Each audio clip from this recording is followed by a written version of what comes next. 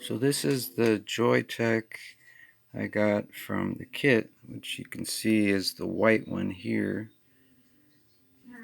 The problem I had was this piece here was broken. You see on the inside?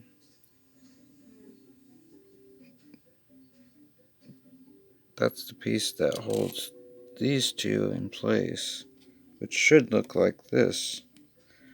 This is from my older tanks here. As you can see, it's a different material. And this is the one that came with this kit, which you could see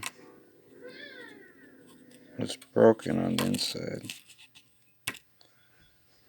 These are the pieces, what's left of the pieces that were on the bottom, but so that's the problem I have with this. But look.